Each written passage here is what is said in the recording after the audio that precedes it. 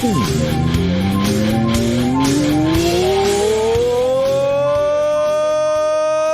up, Twitch stream?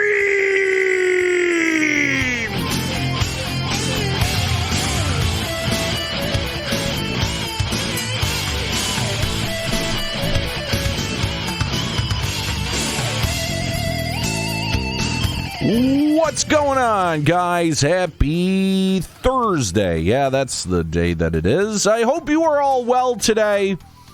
Got a few things to talk about, and a couple of things to watch, and then some things to play.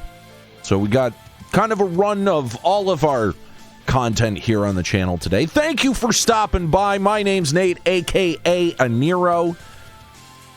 Appreciate you coming by the Limit Break Radio stream. First thing I want to share with you guys is that the restoration of the Limit Break Radio archive has started. It has officially started. So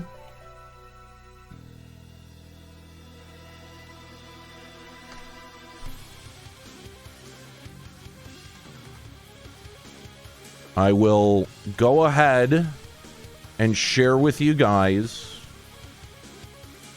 because I'm so nice.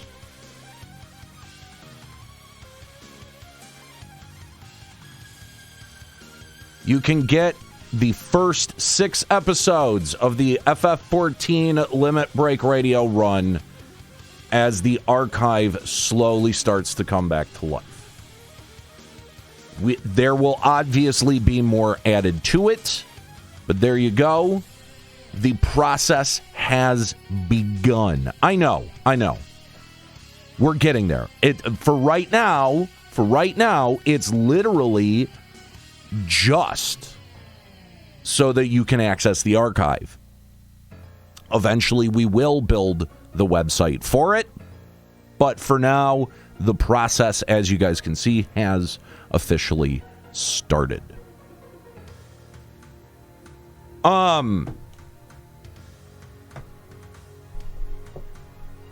Let's see here. Trying to remember if there's anything else going on with me right now. Are you planning on doing a SoundCloud or Podbean or whatever the cool kids use now? Nah, probably not. We'll just, because Strife it has kind of offered to sort of spearhead a new website. At least last time I talked to him, he did.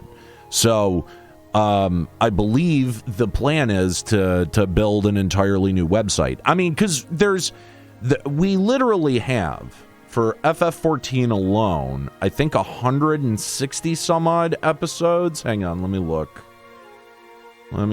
We have 184 episodes.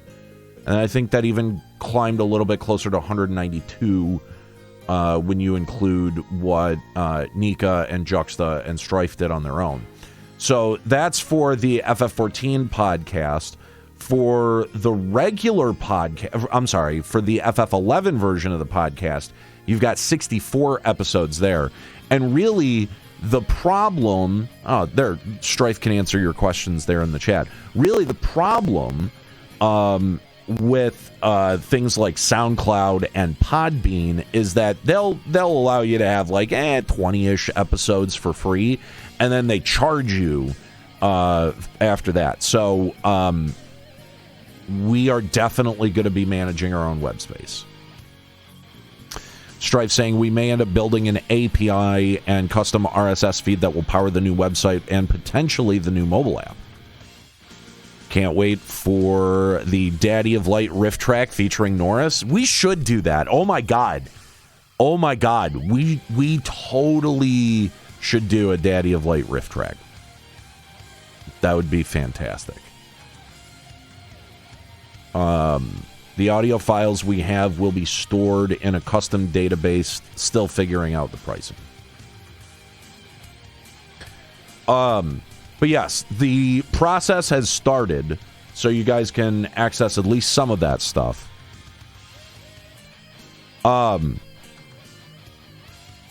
Yeah, we sort of did on stream where we did the group. Well, for the trailer, the trailer was a little bit more like we Jocktobered it. If we were going to riff tracks it would be in real time. We did kind of do that.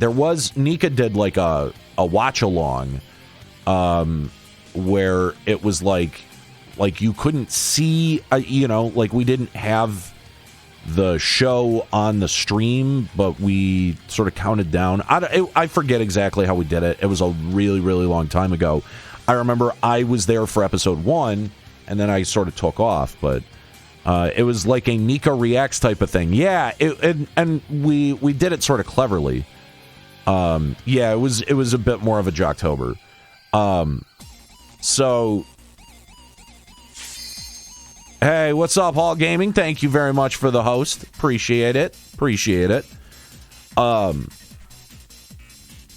yeah, it was a little bit closer to like a Nika Reacts. But like, I would love to sit down and do like 3 episodes of Daddy of Light and like do it like a riff tracks where like you watch it a few times, you write jokes with some people, and then you perform it. I think that would be really, really fun. Because like I think Riff Tracks allows like third-party riffs on their site, so I think that would be a lot of fun. I think that would be stupid amounts of fun.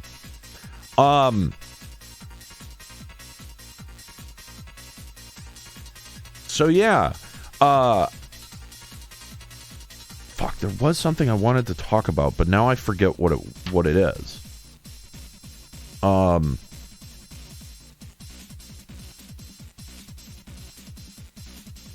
damn it, dude. I would love to send a couple of jokes for that. I bet you would.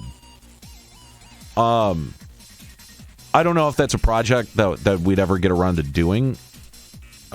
But I think it would be so dope. Oh, huge shout out to Fi for the 71-month resub. Holy shit. That's incredible. I'll try to figure out a 5-year sub badge just for you. Although I'm sure that there's at least one other person that is pretty close to that. Yeah, Morgan, we will definitely get to Blizzard here in a minute. But I had something going on personally that I wanted to share, but now I can't remember what it is. I don't know if I don't know if you have the longest or the second longest. Steel Rain is definitely up there. Sevo Kevo is also definitely up there too. I can't remember who has the top. I'm sure I could look that up. Freelance work? No. Although I should probably let you guys know, I've got a couple of Thursdays and Fridays coming up in August and September that I'm doing a freelance gig for, Daily Straight Dope. That I'm doing some freelance work for. So, I posted the exact days on my Twitter. Let me get them for you here. I am going to be off Thursday, August 5th, Friday, August 27th, and Thursday, September 2nd. Just so you guys know, I will not be streaming those days. I have a couple of things to go and record. So, just so you know.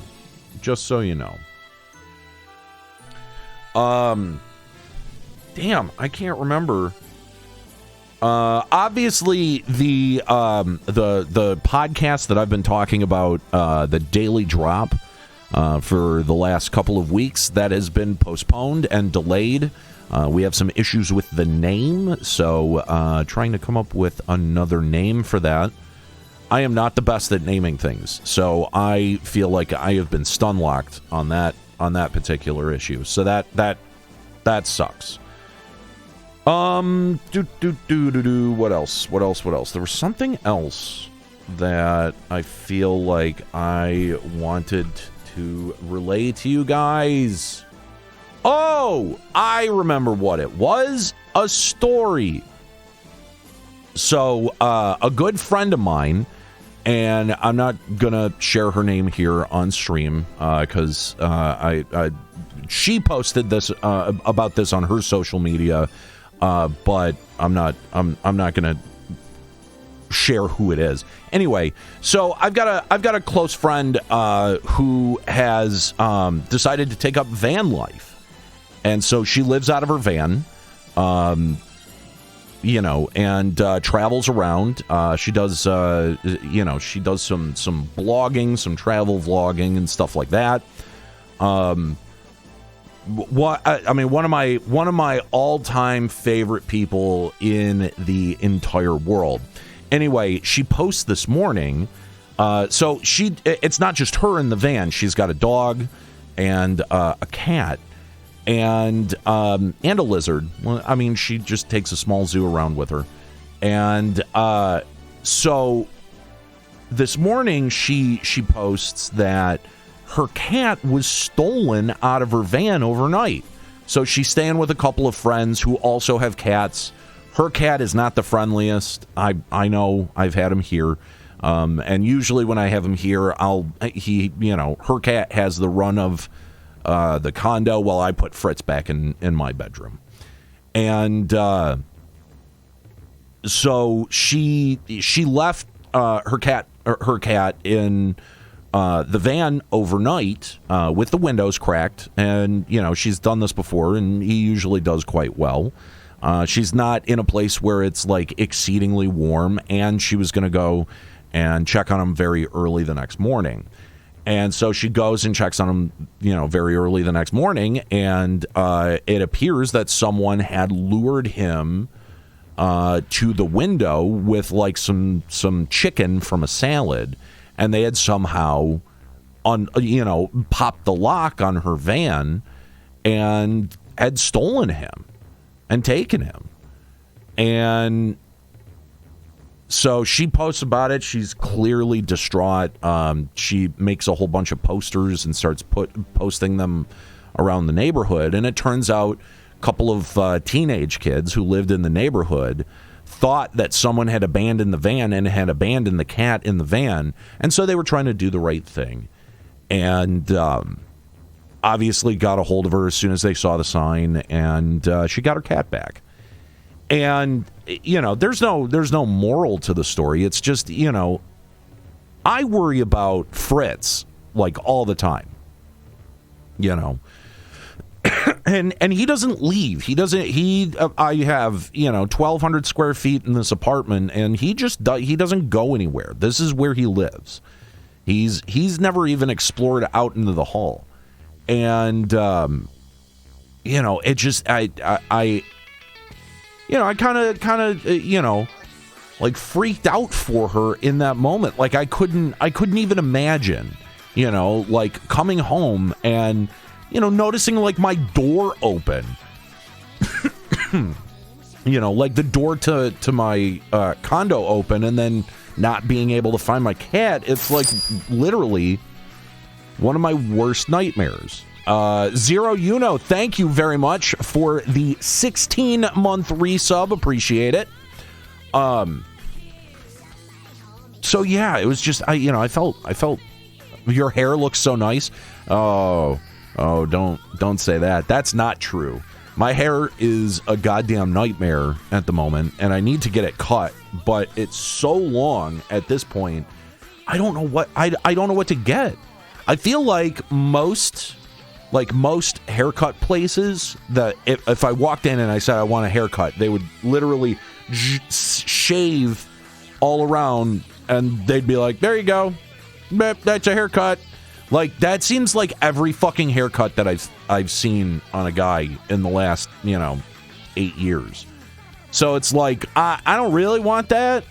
I don't think I'd look good with like a fade on the side, but what the fuck do I know?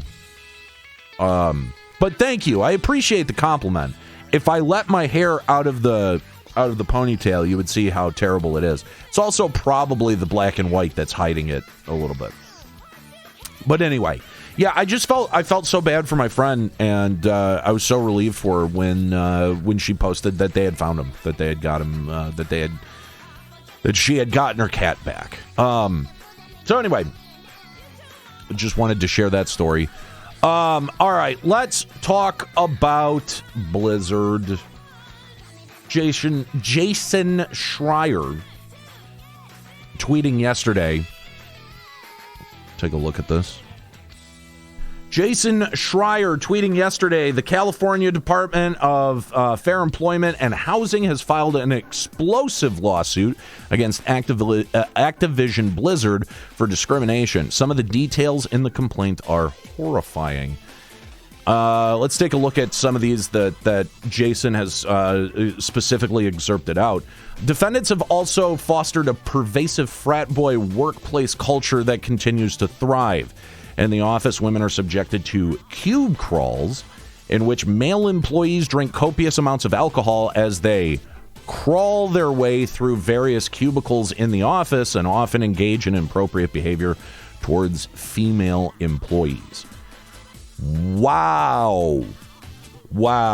That's pretty gross. That's excessively gross.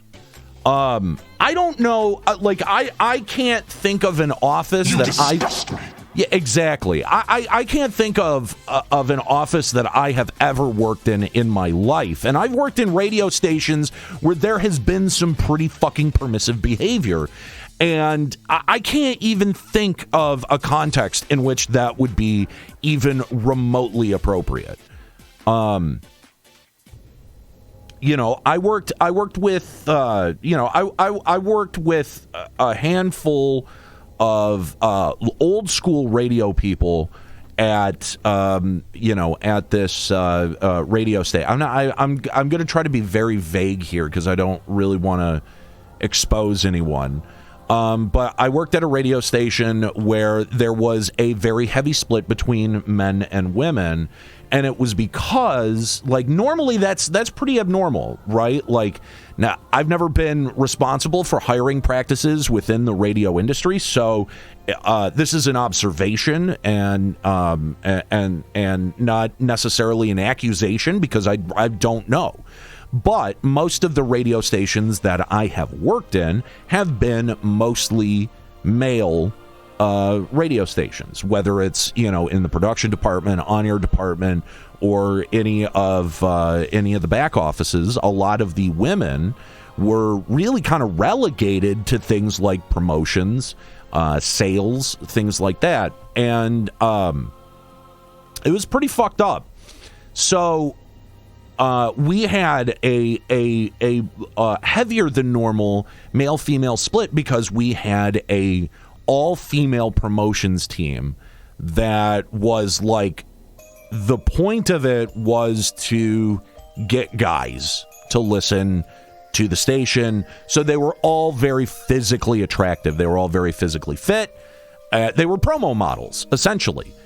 And I will never ever forget, I was going through a really bad breakup at the time.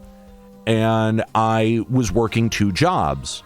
And, I worked my day job at one radio station where I was doing a lot of production work. And then I would go and very quickly drive across town to another radio station where I would board up. And when I would board up, I'm usually relieving the show that is before me. And I'll never forget, I was talking to one of the hosts of that show, and I was just talking about how I was really bummed out about my breakup. And he's like, well, why don't you date one of the promo chicks? I'm like, you make that sound so easy, Yeah, 2 jobs, right? Yeah. You make that sound so easy, and all of this shit. And he's like, man, they're promo chicks, man. They're just trying to sniff out someone on the on-air team to just, try to crawl their way up the ladder. And I'm like, ugh. Like, I could never look at that guy the same ever again. It was one of the most disgusting things that I had ever kind of been. And it exposed his attitude about women. And this was a guy who was married and his wife had a kid on the way. And it just totally, I didn't look up to the guy, but he was the co-host of a show of a guy that I did look up to. In fact, one of my broadcasting heroes. And it was just like, oh, so this is the type of guy that, this company chooses to put on the air. This is the face that we want to present to people. And it was gross. It was really fucking gross. And I'll never forget that. And it's sort of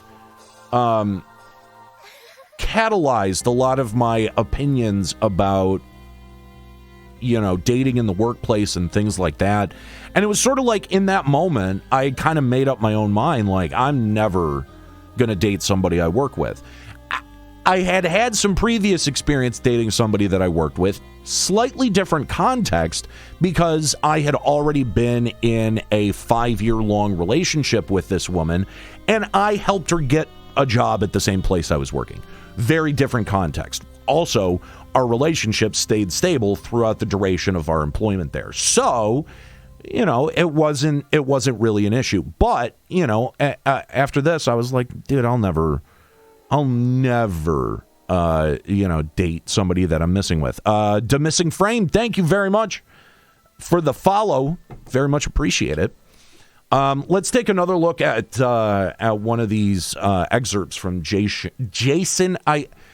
I don't know why. It's Jason Schreier's specific name, and it's probably that SCH right at the beginning of his last name, but it's always Jason Schreier's name that I always mushmouth the Jason.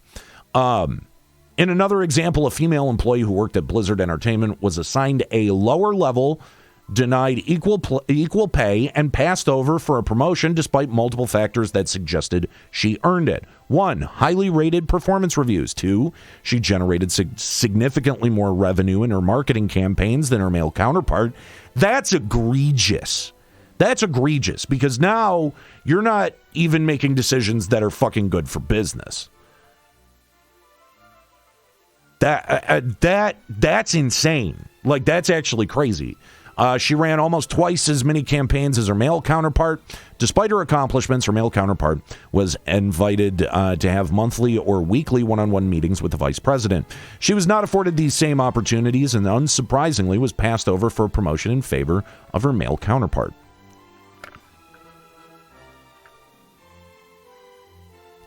Sad truth about this is, the reality of every employment situation is it's not what you know, it's who you know and how you can grease those wheels.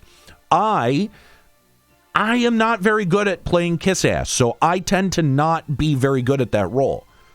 Unless I really, hit it off with someone, I tend to, speak when spoken to at a job, and, I can be opinionated when that opinionated is asked for and warranted. But I'm more likely to, just sort of like sit back and sort of wait for the next thing to happen. But by the way, that's not a defense of this behavior or of what the suit is alleging specifically. That does seem very egregious, especially when, she ran double the amount of campaigns as her male counterpart and, generated significantly more revenue. That's pretty objective. That's an objective measuring stick right there. So, I'd love to hear Blizzard's excuse for this. Love to. Similarly, other female employees at Blizzard Entertainment were assigned to lower-level roles, denied equal pay, and further delayed or passed over for promotions in favor of male counterparts who lacked the same experience or qualifications, but who were friends with the male head of the unit. A newly promoted male supervisor delegated his responsibility to his now female subordinates in favor of playing Call of Duty.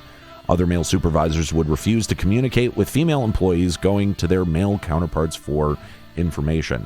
I have read through quite a bit of this suit, by the way.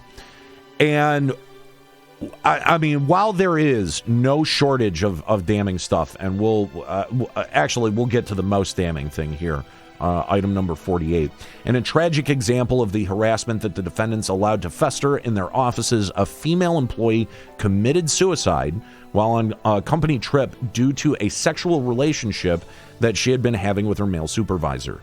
The male supervisor was found by police to have brought a butt plug and lubricant on the business trip. Jesus Christ. Another employee confirmed that the deceased female employee may have been suffering from other sexual harassment at work prior to her death. Specifically, at a holiday party before her death, male coworkers were alleged to be passing around a picture of the deceased's vagina. Wow. I mean, that is graphic. But I think it's important to hear. I believe it's important to hear spoken aloud. That's the true consequence of behavior like this. I mean, where's the defense? Because Blizzard has tried to defend themselves. We'll get to what Blizzard said here in a second. But what is the defense of this behavior? What supervisor can see this going on and doesn't try to do something about it? I don't understand. And the reason that I really have trouble understanding this is because this is not a problem that is unique to Blizzard in any way, shape, or form. Guess what? All your faves are problematic. All your favorite game designers are fucking problematic. There's some fucking weirdness or brain worms in their fucking head that, you know, and it's just, we're just gonna keep finding this out. Don't have heroes. Do not have heroes. It's really disgusting. There's no defense for this. The only defense that I have seen offered up is that a lot of these people have been fired or are no longer with the company. That's not good enough. And thank God that the California Department of Fair Employment and Housing is going to try to do something about this.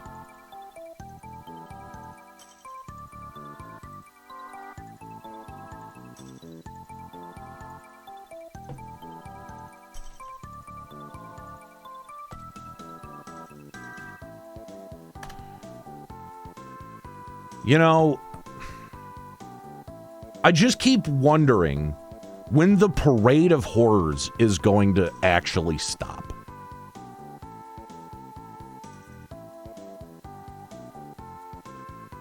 You know, when do we get a brief respite? You know, is Bobby Kotick going to come out and answer these tough questions about why he allowed a culture, a completely toxic culture of misogyny to form at his company? I mean, he's been at the helm for how long? The one thing I will say about the suit that doesn't quite sit right with me, because again, I read a lot of it.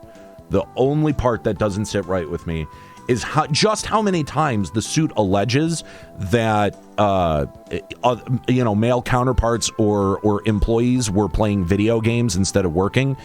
I have to imagine that playing video games does serve some sort of purpose when you work in the video game industry. It makes me wonder, of those allegations, though, how many of those instances were completely egregious and had absolutely nothing to do with work, which is totally fair. That's a totally fair accusation.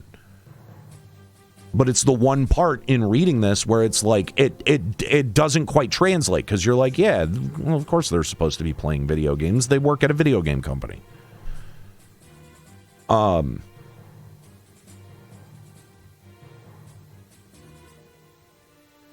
Let's talk about Blizzard's response. Jason Schreier tweeting, an Activision Blizzard spokesman sent me a lengthy statement calling allegations distorted and in many cases false, and referring to the California Department of Fair Employment and Housing as unaccountable state bureaucrats. So cool. We've got video game companies that are now having to ink their own propaganda. Insane. The DFEH includes distorted and in many cases false descriptions of Blizzard's past. We have been extremely cooperative with the DFEH throughout their investigation, including providing them with extensive data and ample documentation, but they refused to inform us what issues they perceived. They were required by law to adequately investigate and to have good faith discussions with us to better understand and resolve any claims or concerns before going to litigation, but they failed to do so. Instead, they rushed to file an inaccurate complaint, as we will demonstrate in court. We are sickened by the reprehensible conduct of the DFEH to drag into the complaint the tragic suicide of an employee whose passing has no bearing whatsoever on this case, and with no regard for her grieving family. While we find this behavior to be disgraceful and unprofessional, it is unfortunately an example of how they have conducted themselves throughout the course of their investigation. It is this type of irresponsible behavior from unaccountable state bureaucrats that are driving many of the state's best businesses out of California. Literally, Republican talking points. Literally, Republican talking points. Deflect. Unaccountable state bureaucrats. That's why businesses are leaving California. Ending it with a fucking threat. These guys are essentially going, oh, such a nice California economy you got here. Shames if something would happen to it. These fucking mafia thugs think that they can PR their way out of this little situation. And you know the sad fucking part is that they probably will.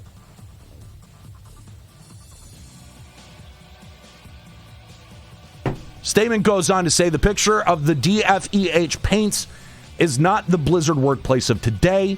Over the past several years and continuing since the initial investigation started, we've made significant changes to address the company culture and reflect more diversity within our leadership teams. We've updated our code of conduct to emphasize a strict non-retaliation focus, amplified internal programs and channels for employees to report violations, including the Ask List with a confidential integrity hotline, and introduced an employee retaliations team dedicated to investigating employee concerns. We have strengthened our commitment to diversity, equity, and inclusion in combined our employee networks at a global level to provide additional support. Employees must also undergo regular anti-harassment training and have done so for many years. That's your statement from Blizzard.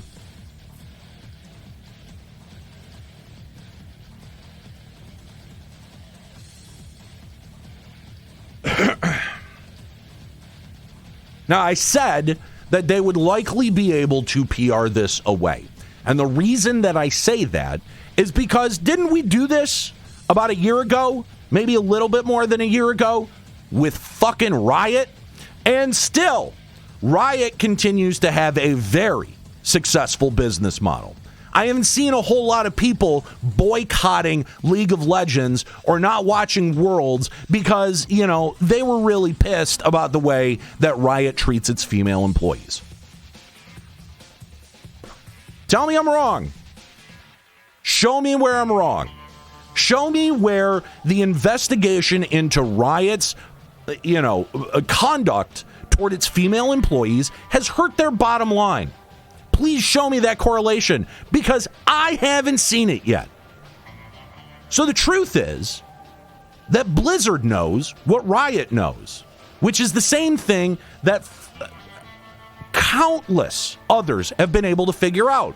There's going to be a lot of noise made about this, but you know what? Empty cans tend to rattle loudly.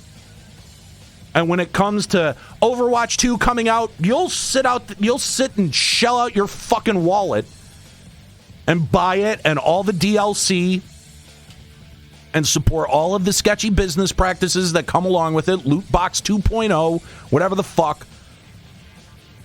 Like, when... Like, at what point do you just go, this is too fucking much? And the fact of the matter is that this is a pervasive problem across the industry as a whole. There are not a whole lot of places that don't have this kind of problem.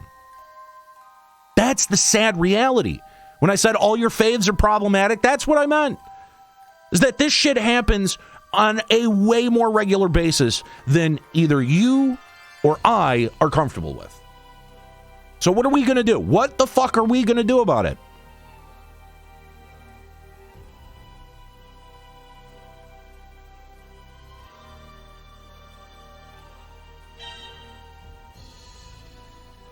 Sorry, I got my dad texting me.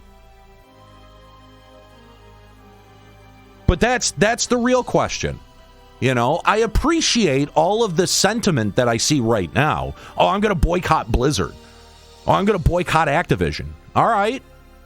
Are you going to do that when the next Call of Duty turns out to be pretty good? Are you going to do that when 6 of your friends buy Overwatch 2? When we talk about things like boycotts and we talk about things like sending a message, I've seen that happen for No Man's Sky. I've seen it happen for Fallout 76. Neither of those were because of shitty business practices. That was just lying about your product. And it ended up not being the game that everyone wanted it to be. But this is real, tangible injustice. This is real. This killed a woman. Do I need to go over that again?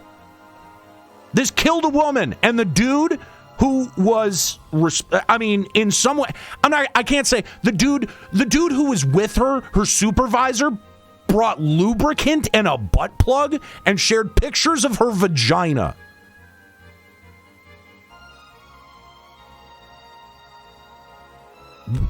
Where's your line?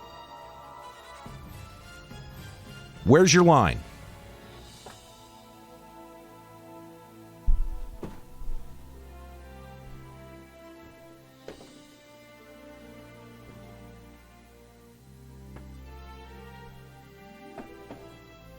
I've hit mine.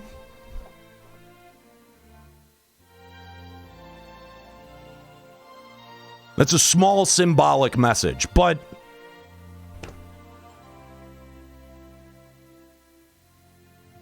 I never spent a whole lot of money with Blizzard to begin with.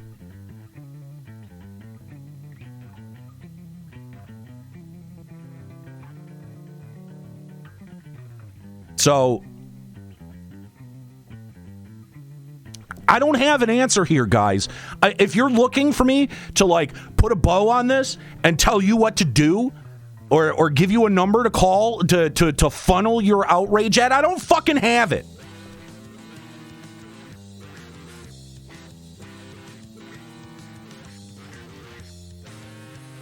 I don't have an answer.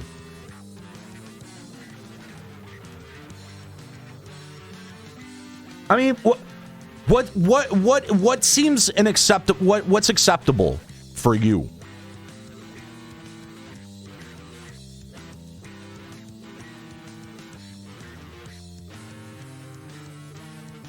You know, is it Bobby Kotick has to go? Is it every supervisor has to go? Like, what is it? Like, like,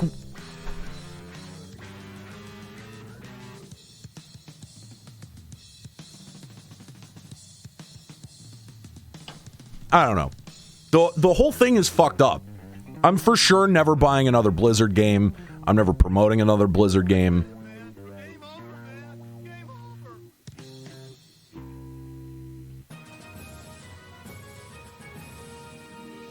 Oh, there's a lot that we collectively can do. Stop buying their shit. Do not patronize them. Do not play their shit.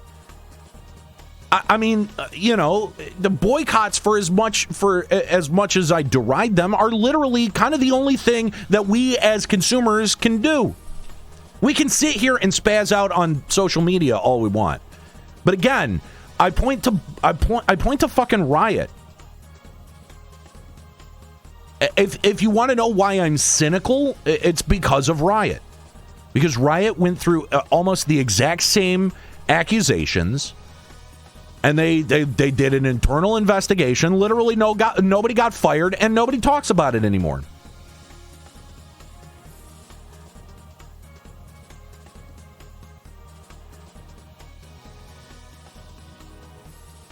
I do have to have something there. Hang on.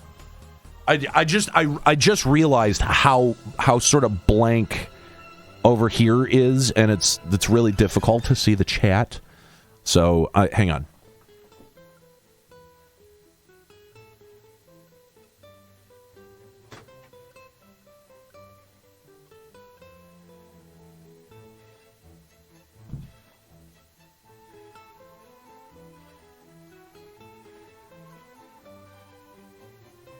There we go. It at least fills the space.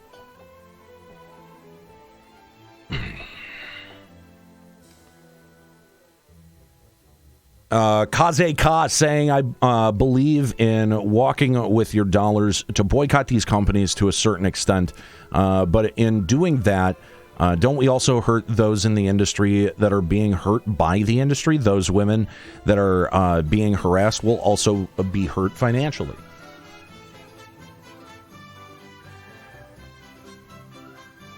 That is,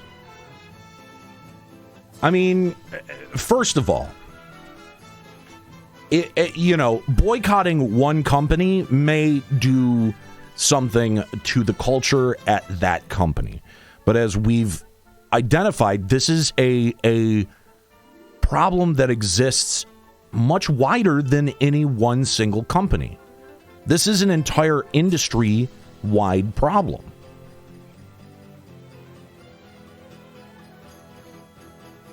Does it hurt the women who inevitably will end up working at Blizzard? Yes, because it hurts Blizzard. I mean, ultimately, you know, if the business doesn't do as well, they will lay off employees. That is only logical. I don't know. I happen to think that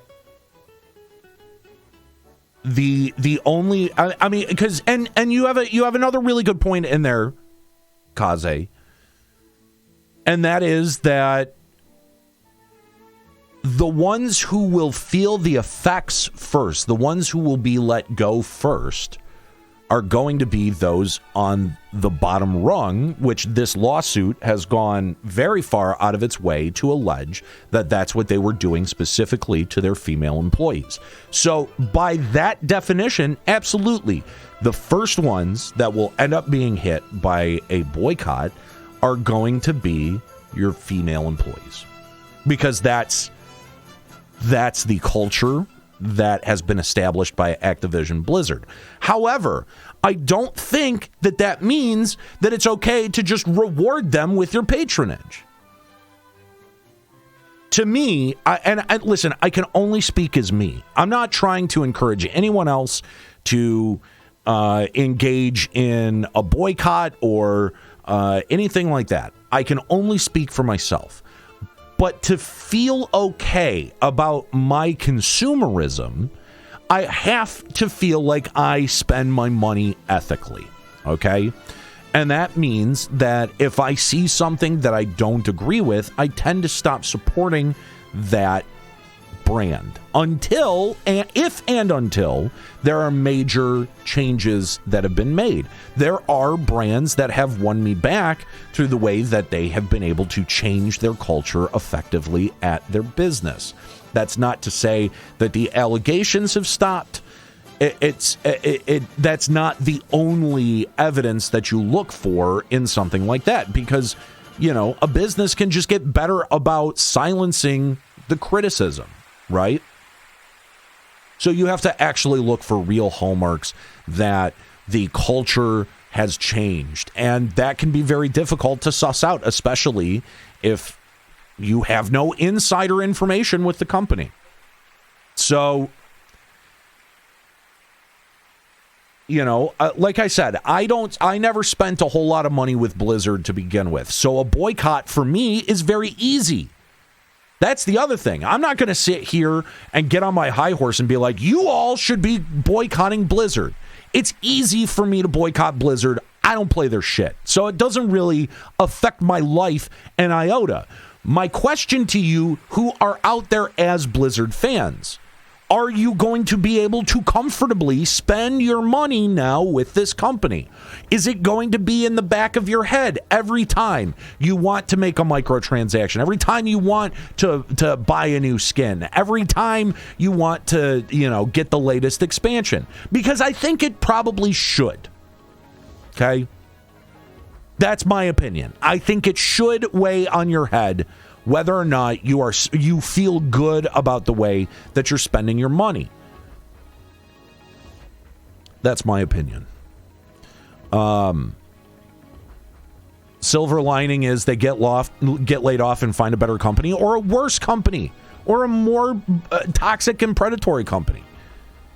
You know, there's that distinct possibility as well. Morgan Freeman saying, am I wrong on thinking most online gamers are misogynistic, homophobic, racists, so they'll never boycott anyway? No, you're not wrong. You're not wrong. It does seem to be the overarching archetype that you meet every time you get into a public game or a lobby. I can't see Blizzard losing anything, to be honest. Gaming industry is always running through talent, and there will always be people who will endure shitty work conditions to pursue their dream job. Yes, that is a very true observation. I work in one of those industries. It's called media. You know, we see the same thing in esports. You know, I covered esports for 3 years. As a part of Checkpoint XP, and you see a lot of people willing to make sacrifices to do what they think is necessary for them to succeed at their dream job. And the unfortunate side effect is that you feel, because so many people who have existed inside the industry before you reinforce this opinion. They reinforce this idea that you've got to pay your dues and you've got to do some of the shittiest work imaginable in order to pay your dues. And the truth of it is, not really. Like, you as a worker, you as an individual should not be forced to do work that you don't like, that you don't agree with. That is not a part of your job description. So, you know, the ability for the individual worker's ability to push back on the system that they're employed by, there's actually far more resources than people think to address working situations inside of a toxic work environment, especially inside of a large company or a large corporation, and double especially if they're publicly traded. Blizzard has lost a lot of talent because of this over the last couple of years. Yeah, but I mean, you kind of got to wonder how long this kind of culture has pervaded there.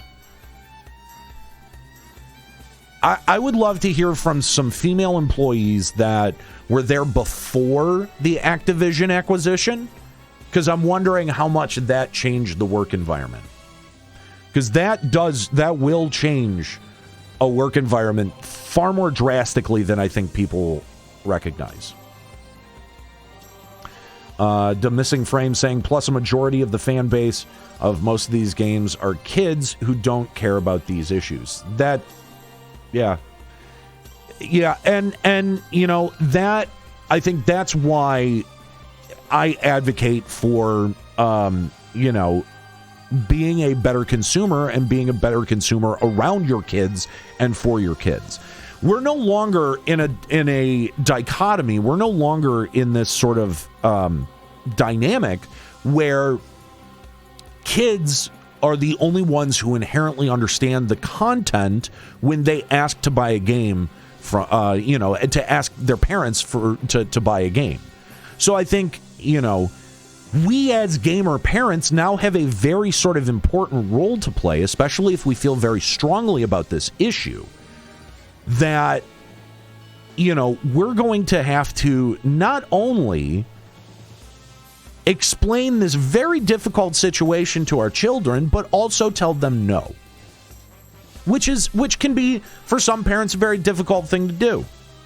And I sympathize with that. But, again, if this is something that you feel really, really important about, then you're not going to buy Overwatch 2 for your kids either.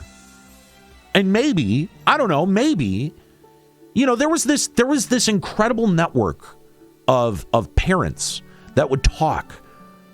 You know, they would network and they would talk to one another about the content of some of these violent video games. That's how, you know, Mortal Kombat and Grand Theft Auto kind of got some of the early reputation that they did.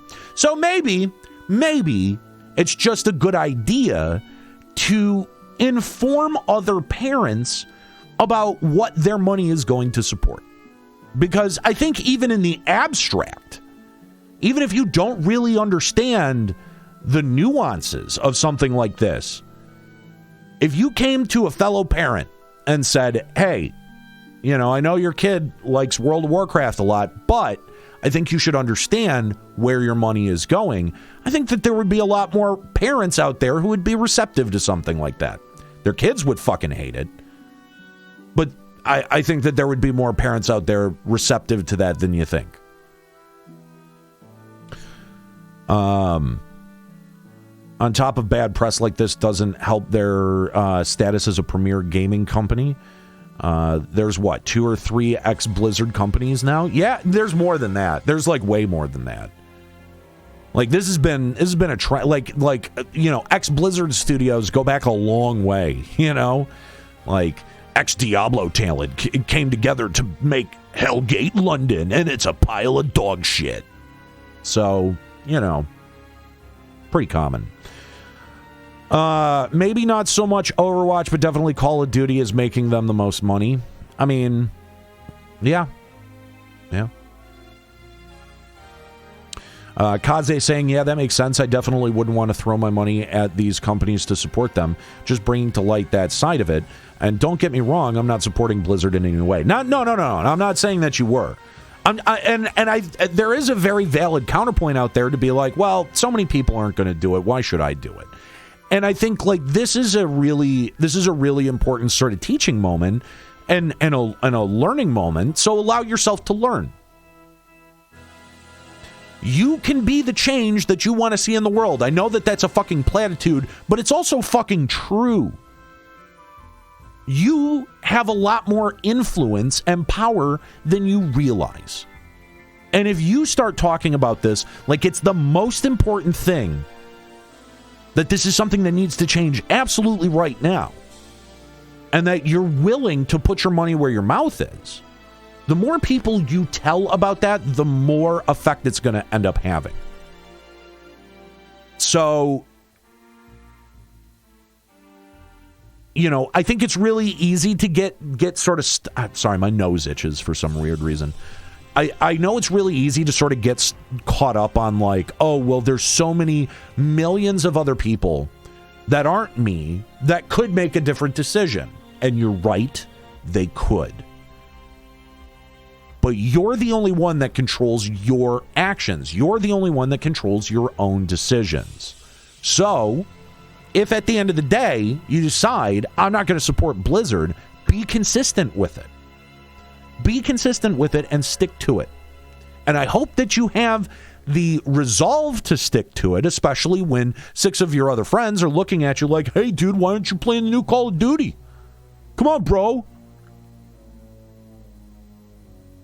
That can be a really awkward conversation. Especially if they, oh, dude, that was so long ago. Oh, dude, come on. You really think that matters? What, you think you buying one game is really going to matter? Yeah, I do.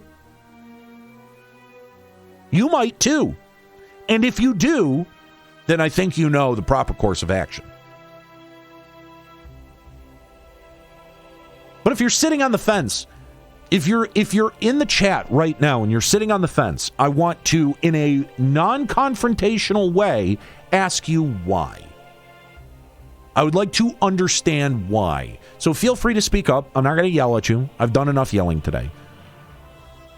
But I'd like to understand a little bit more about why you think that the way you spend your money ultimately doesn't matter. Got to think how many people left to avoid being called out on this? Dude, seriously. Like Jeff and all the others who left in that last couple of years, were they just covering their own asses? I think you have to wonder. It definitely makes you wonder, especially if you know that the state is looking to come down on you. I mean, I have to wonder, has Blizzard known that this is coming for a while? Because, yeah, that would explain a lot of the exodus of top-tier talent and, upper management people that we saw over the last 2 years.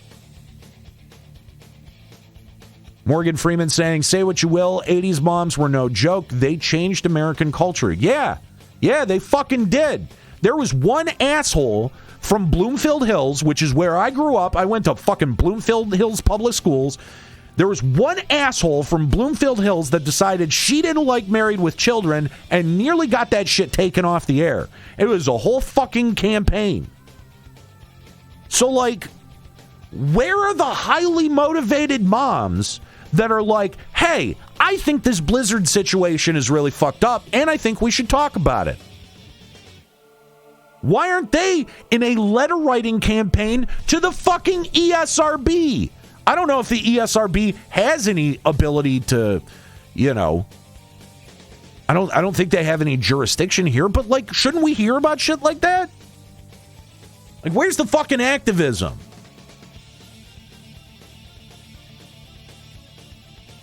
Oh yeah, Red Bean and Wildstar? Not sure what you were referring to. D&D, music, games, movies, there was no page 13 until the 80s. Robbie Bobby, oh Lord, don't get me started on her. Who's her? Dark Flux saying, I've been on the fence. This sent me over to the other side. Uninstalled BNet, unsweeted, and will resolve to purchase no further products. Very good, Dark Flux. I admire you. I applaud you. I think that's a good solution for you.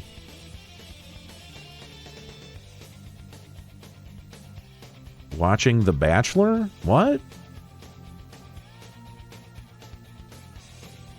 That show is a classic, and with good reason. Al Bundy is the quintessential American anti-hero. Yes, absolutely. Oh, I see. Her. Yeah. She lived in my fucking hometown. Kids from the high school used to go and egg her house. It was like a yearly tradition. Aqua. Let's see. Aqua no Kisuke. Kisake. Aqua no Kisake? Is that right? Am I close? Am I somewhere close? I'm sorry. It's the first time that I think I've said your name out loud. You have to think about it like this. Your vote matters. Your $60 matters. Same principle. Exactly. That's exactly what I'm saying. And I understand that it's really easy. Close. Okay, cool. I understand that it's really easy to sort of get caught up in the thinking that, like, my vote doesn't matter or my $60 doesn't matter, but it really does. At the end of the day, it really does. You know, we saw the margins of the most recent election. Voting fucking matters. And, you know, I think you would be surprised how thin the margin is to take a game from successful to unsuccessful. At this point, they're spending so much fucking money on the development of these goddamn things. That's why they're having to look towards, $30 worth of aftermarket purchases after you already purchased the initial game to try to make back some of their development fucking costs. Now, let's not even get to the fact that at least 40% of that pie, if not more, is made up of marketing costs. But that's the God's honest truth. That the budgets have bloated for some of these games to such a degree that, yeah, like 100,000 less people buying the product, that company is gonna fucking feel it. The margins are particularly thin right now, and they're particularly thin around the price of the boxed fucking copy. So that means if you don't even take part in the initial box copy purchase, and then you hold back, then you devoid them of all your subsequent microtransaction purchases, you will deny them a significant portion of your money. And if there are enough of you that are pissed and that believe that the treatment of your female employees are wrong, like the treatment like this of female employees is wrong, then enough of you coming to that same fucking conclusion, not even having to organize, will end up making a dent in their bottom fucking line. I guarantee you. I promise you. God, I don't know why my nose is itching so much. I know I've let my beard grow out a little bit and my mustache, like I trimmed up my mustache a little bit, but I think that there's a rogue hair that's like going up and tickling my nose. All right. Final thoughts about the Blizzard situation. This is horrible. It is unconscionable for Blizzard to do what they did to their female employees for as long as they did. I want to know how long this goes back. I want to know. I want to hear from people who worked at Blizzard. I want to hear firsthand about some of this shit.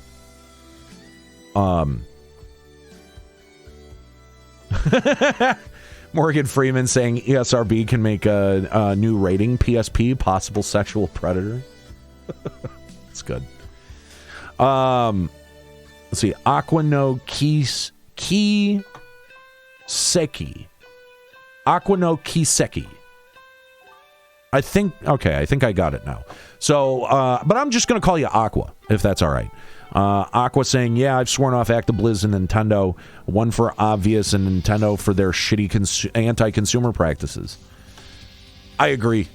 I'm right there with you. I haven't sworn. I've not sworn off Nintendo. I do own a Switch, but every time I hear about them suing another, project that's bringing Super Mario to Unreal Engine, or they're suing to take down the internet protocol that still runs Brawl. Yeah, it makes me go, why am I spending my money with this fucking company? I'll tell you what, though, man, I can't wait for that fucking Steam Deck. You want to talk about like anti-consumer practices, bro? Like, the fact, I'm totally fine, saying that I receive absolutely no money from Valve. I am just an enthusiastic consumer. But, like, the Steam Deck, like, dude, that's like the reverse of what everything Nintendo does. Nintendo locks down all of their hardware. Steam Deck is like, nah, fuck it. You want to install Windows? Install Windows. You can do it. Who gives a shit? I love that attitude. I gotta say, I am a big fan of that kind of attitude. Willie Zoot saying, hey everyone, let's all go to Activision and take a big group shit on their floor. Absolutely. What's going on, Two Cats? Echo Revelations. I want a Stream Deck. I couldn't get one. Now I gotta wait like a year probably. I was able to get my reservation and I'm so excited for them. But Steam and hardware. Sign me up for that. Yeah. Steam Deck looks unreal for sure. Sold my Switch and games recently for half what they are worth. Good for you. Good for you. Two Cats saying fucking disgusting the whole Blizzard thing. Absolutely. Hey, Morgan Freeman gifting a tier 1 sub to Willie Zoot. Thank you so much, Morgan Freeman. Really appreciate that. All right. Yeah, final thoughts on Blizzard. I will not be buying anything from Blizzard or Activision for a very long time.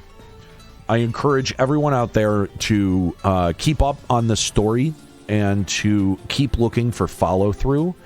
The fact that they've taken a defensive position against the state is... it's not surprising, but it's really...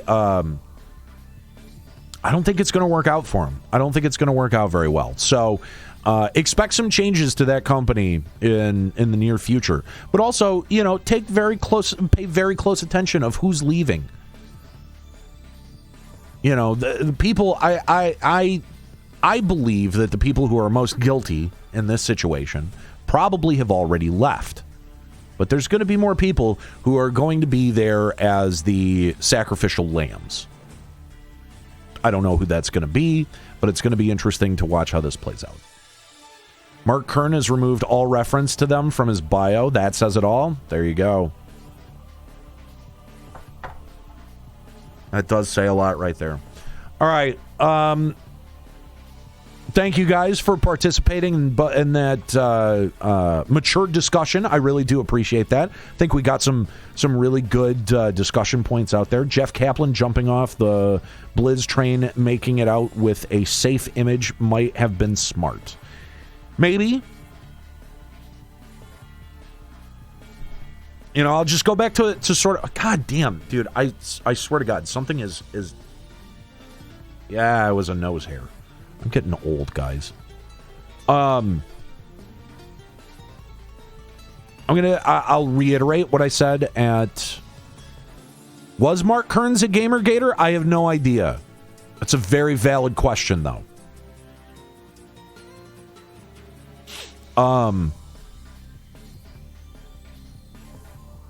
Any case, that in Overwatch 2 looks like a joke. He was he? Oh my god. Makes you wonder.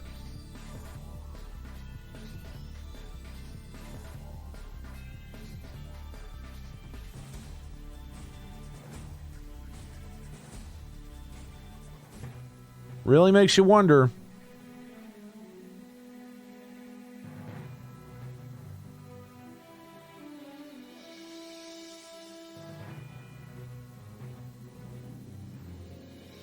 Tweets deleted, so maybe something's changed. I mean, I would imagine that anyone who was a Gamergator at one point has realized what they unleashed onto the world and might feel pretty bad if they're an actual human being.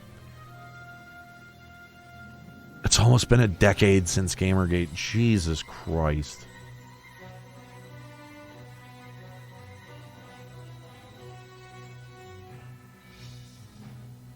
All right. God, that fact alone is insane. it's been a decade since the normalization of some of the shittiest behavior that I've ever seen on the internet or in person. And still, no one was ever held accountable for it. And in fact, it's now been integrated into part of the normal American discourse. Like, just think about that. Like, the tactics used in Gamergate are now just normal American politics. Jesus Christ.